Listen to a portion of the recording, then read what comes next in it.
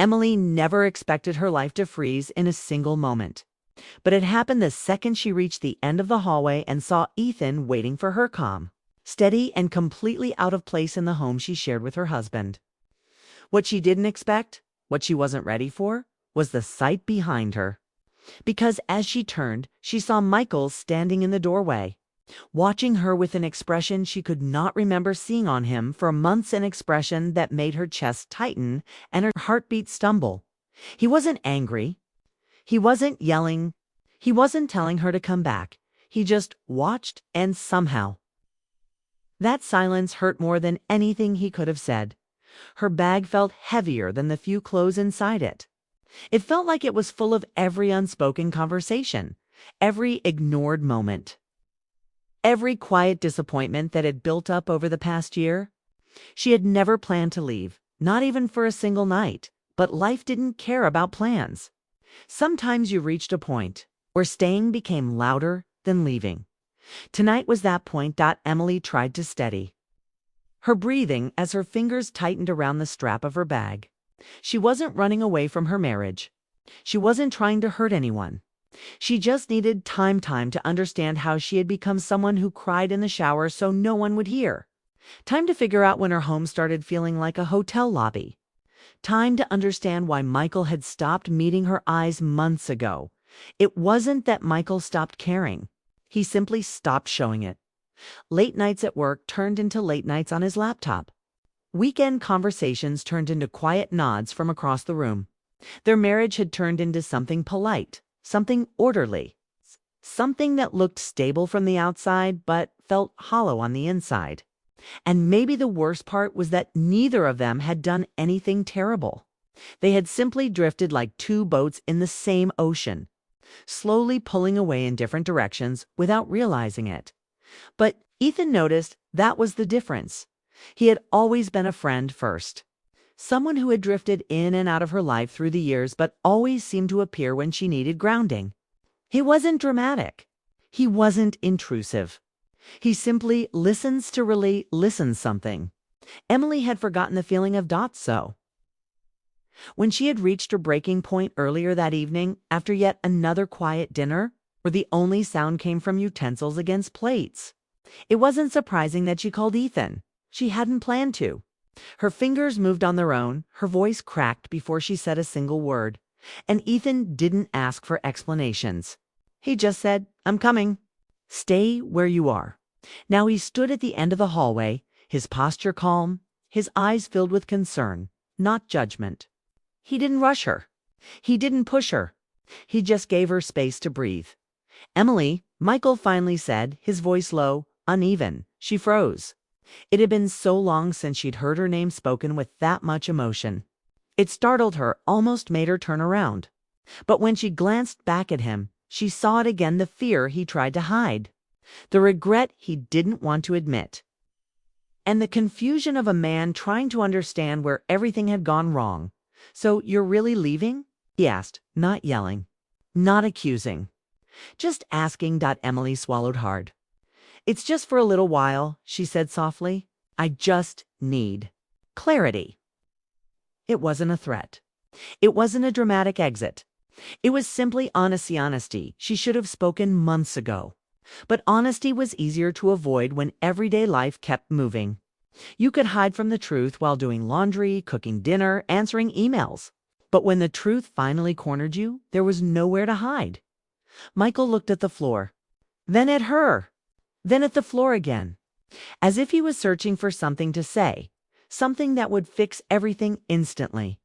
But life didn't give him a script, and neither did she. "You don't have to go with him," he murmured. The words were small, but they weren't controlling. They were vulnerable, almost broken. It was the first time in months he had expressed something real. Emily felt her chest twist painfully. She wished he had said those words earlier, on the nights when she felt invisible, on the days when she wanted him to fight for her, even a little. "I know I don't have to," she said. "But right now, I can't stay here. Not tonight." Michael flinched, but he didn't argue. He didn't reach for her. He didn't try to close the space between them. A part of him had always believed that silence kept the peace. But tonight she needed something louder proof that he still cared.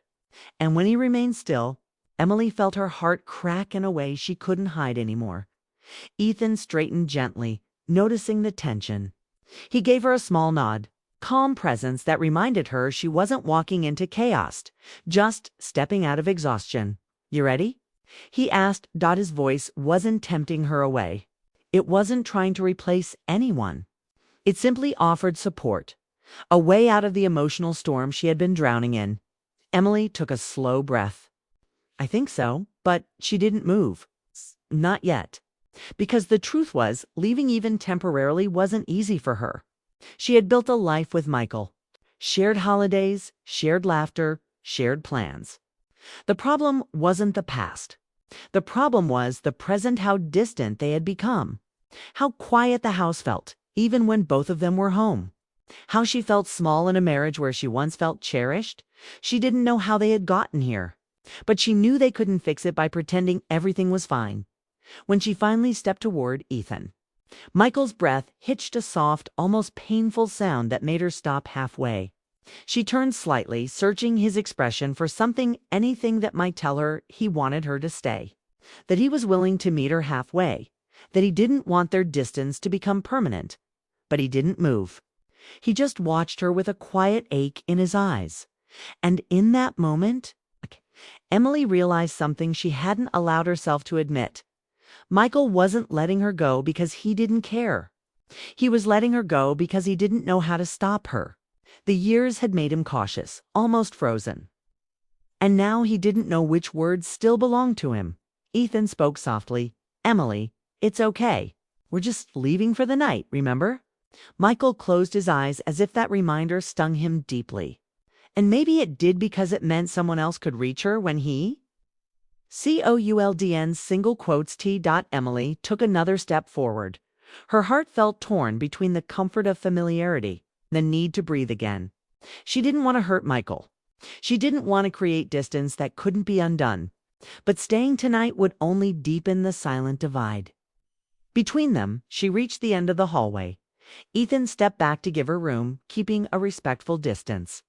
His presence wasn't possessive or demanding, it was steady. Like someone offering a hand to someone learning to walk again after being tired for too long. As she reached for the doorknob, Emily felt one last wave of hesitation wash over her.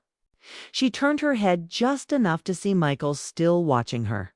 His eyes held the memory of the man he used to be the one who made her feel seen, chosen, and safe. She wondered if that man still lived inside him somewhere, or if life had worn him down beyond recognition, but he didn't speak. He didn't step forward. He didn't ask her to stay, so she opened the door. Cool night air rushed in, brushing against her face like a quiet reminder that the world outside her marriage still existed, that she was still allowed to find clarity, that stepping out wasn't betrayal, it was honesty. She walked out slowly, her steps light but heavy with emotion, and as she crossed the porch, she heard the soft click of the door behind her. Michael had closed it, not in anger. Not in rejection. But because he didn't know what else to do, Ethan walked beside her without touching her, keeping his pace gentle. He didn't ask questions. He didn't push for explanations. He simply walked with her toward his car, letting her gather her scattered feelings. Emily didn't know what the next day would bring. She didn't know what conversations were waiting for her. She didn't know whether leaving for the night would save her marriage or break it further. She only knew one thing. Her husband watched her leave, and she hoped deeply, quietly, that he would want her back enough to finally speak the words they had both swallowed for far too long. Emily didn't look back as she followed Ethan down the quiet street. The night felt unusually still, like the world was holding its breath. Streetlights flickered above them, casting long shadows that seemed to stretch into every corner of her thoughts. She could still feel Michael's gaze on her, heavy and unspoken. And it made her chest ache in a way words couldn't reach. Ethan noticed her quiet tension, but didn't comment. He simply walked beside her, steady and calm, like a safe place she had forgotten existed. Emily wanted to tell him everything, how lonely she had been, how small she had felt in her own home. How every attempt to reach Michael had been met with polite distance, but the words tangled in her throat. Finally, she whispered almost to herself, "I didn't think I'd ever get to this point." Ethan glanced at her, his eyes gentle. "It's okay. You're here now, and that's what matters." The truth was, Emily didn't even know what here meant anymore. She had spent years building a life that looked perfect to everyone else's work. Home, marriage, but underneath it all, she had been unraveling quietly. And for the first time in months, maybe years, she felt something that resembled hope. They reached Ethan's car. It was parked under the soft glow of a street lamp, the night air smelling faintly of rain. Emily hesitated before opening the door, her hand lingering on the handle. Part of her wanted to turn back, to run into Michael's arms and demand the answers she had longed for. But another part knew that turning back now would only trap her in the same pattern. The same silence, the same growing distance. Ethan noticed her pause. "It's okay if you need a moment," he said softly. She nodded, finally letting go of the handle and stepping inside. The warmth of the car was immediate, comforting, and it reminded her that she had a right to feel safe, to exist outside the walls of a marriage that had grown cold. Ethan started the engine without rushing her, the quiet hum of the car filling the space between them as they drove. Emily stared out the window, watching the familiar neighborhood blur past. Everything seemed the same trees, the same houses, the same quiet streets, but nothing felt the same to her. Every familiar sight reminded her of what she had lost, of the laughter that had once filled her home and the quiet emptiness that now lingered there. "I keep wondering where it went wrong," Shay said finally, her voice barely above a whisper. Ethan didn't answer immediately. He didn't need to. She knew he understood. Years of friendship had taught him when words weren't necessary, when simply being present was enough. After a long pause, he finally said, "It's not always about something going wrong. Sometimes life just changes. People grow apart without realizing it." Emily looked at him, surprised by the gentle honesty in his words. It was so different from the way Michael had handled things, so calm, so understanding, so human. She wanted to tell Ethan that he was right, that maybe it wasn't anyone's fault, that love didn't always follow a straight path. But the words wouldn't come. Not yet. The car slowed as they approached a small, quiet hotel. Ethan parked and turned to her with a soft smile. "We don't need to talk tonight. Just rest. Breathe. You've earned that much." Emily felt a lump in her throat. She wanted to argue, to say that leaving felt selfish, to claim that she didn't deserve kindness, but she didn't. She had been holding in so much for so long. And now, finally, she could let it out without judgment. She stepped out of the car and followed Ethan inside. The lobby was warm and quiet, the soft lighting making the space feel like a temporary sanctuary. Emily noticed how every detail, the plush chairs, the muted colors, the gentle music seemed designed to soothe. And for the first time in months, she felt a flicker of peace. Ethan helped her check in, careful to give her space, careful to let her lead. Emily noticed that he didn't ask too many questions, didn't press for explanations. He simply respected the fragility of the moment. When they reached her room, Emily paused in the doorway. She turned to Ethan, her eyes glistening. "Thank you," she whispered. He smiled softly. "You don't have to thank me. Just be kind to yourself tonight." Inside, the room was quiet except for the faint hum of the air conditioner. Emily dropped her bag onto the bed and sank onto the edge, taking a deep breath as though she could inhale the calm and hold it inside her forever. She didn't expect clarity, not yet, but she wanted this moment, the pause between everything that had been and everything that might come next. Hours passed in quiet contemplation. Emily thought about Michael, about the marriage she had tried to save, about the man she had fallen in love with all those years ago. She thought about Ethan, about his steady presence and his gentle understanding. And she realized that she had spent so long ignoring her own needs that she had forgotten how to recognize comfort when it appeared. Late into the night, her phone buzzed softly. She glanced at it. A message from Michael. "I don't know if I can fix this, but I don't want to lose you. Please call me when you're ready." Her heart skipped. She didn't know what to feel: relief, guilt, confusion, hope, all tangled together. She stared at the screen for a long moment before putting it down, letting the silence of the room settle over her. She wasn't ready to reply. But just knowing he had reached out made the night feel less heavy. Ethan, who had quietly left to give her space, returned with a cup of tea. "I thought you might need this," he said softly, placing it on the table beside her. Emily smiled faintly. "Thank you. You've been more than a friend tonight." He shook his head.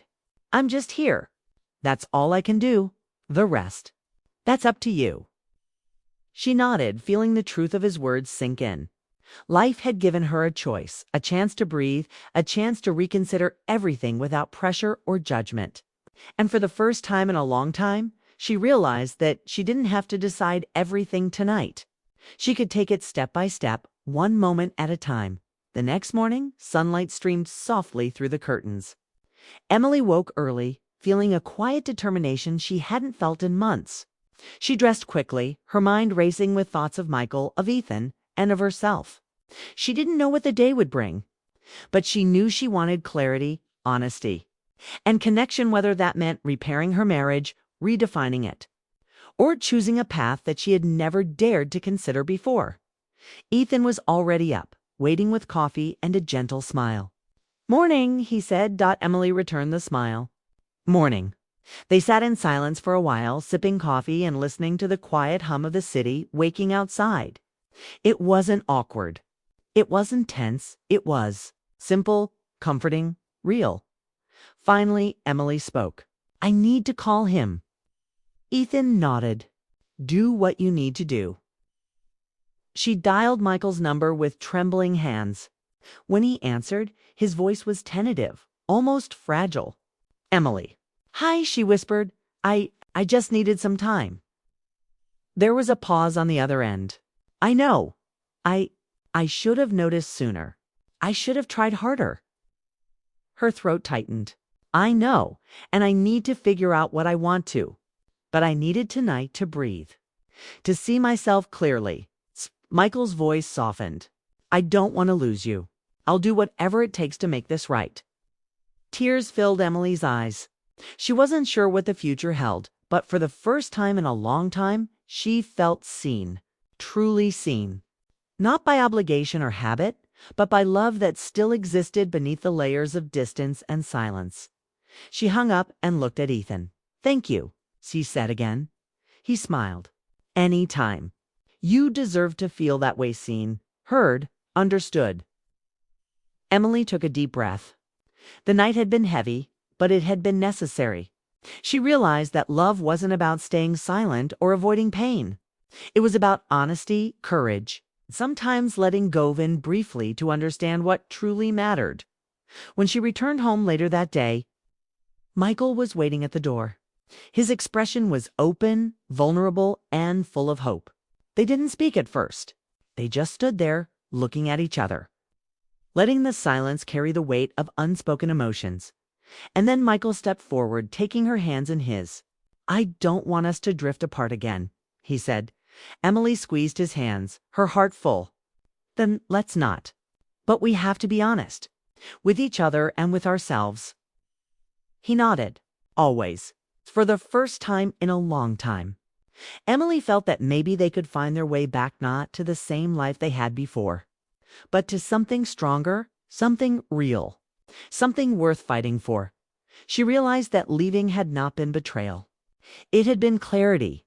And now, with Michael willing to fight for their love, and with the quiet support of friends like Ethan, she could breathe again, sometimes. The hardest choices brought the greatest clarity. And tonight, Emily knew she was ready to rebuild, piece by piece, moment by moment, heart by heart.